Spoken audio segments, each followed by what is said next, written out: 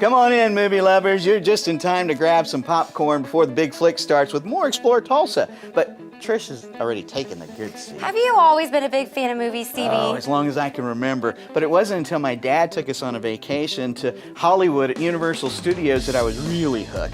And I just had to get into the biz. Your dad sounds a little like Bill Blair, a real movie lover who not only introduced his kids to the showbiz, he actually turned it into the family business. A business that would help make home entertainment as we know it today. His son Robert Blair tells us his story at the Tulsa Historical Society's tribute to Bill's video revolution. Dad was born in Eufaula, Oklahoma, so that's about 80 miles south of Tulsa. And he, was basically a farm boy, but he always had a love of film, loved going to the movies. And when he got old enough, and after he had made a few bucks, he bought himself an old beat-up used projector and was able to actually rent a few films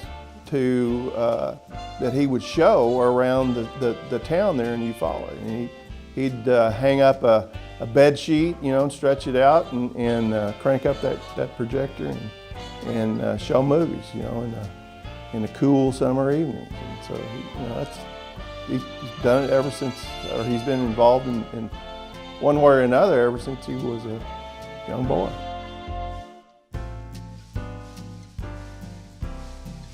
It goes back to, when we were still in grade school, he built a little in-home theater. And in fact, the closet in our bedroom where my two brothers and I shared, was a projection booth. And it projected through a hole in the wall into the living room on another screen that he put up.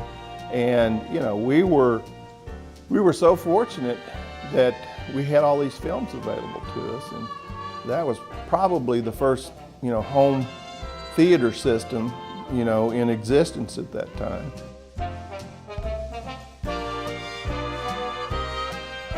He in fact wrote the script along with another fellow, and we produced it, and it was made here in Tulsa.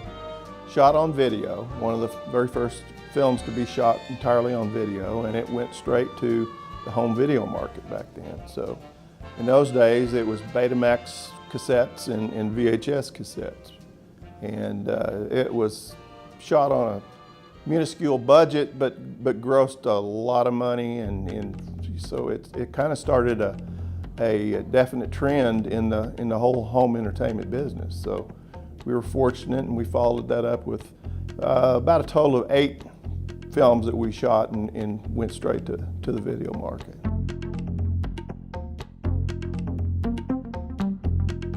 Well, I think, it became pretty obvious when everybody started to copy us.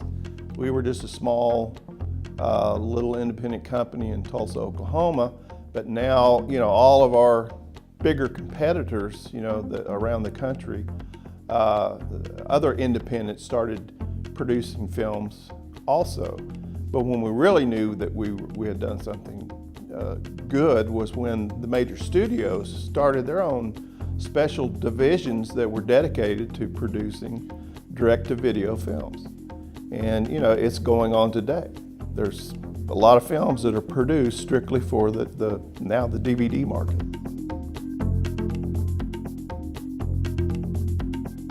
He instilled in us a love of film and of classic film, and that the old classics are valuable today and will be valued and treasured forever. People can still learn a lot from the old films and the techniques that were that are being developed years ago.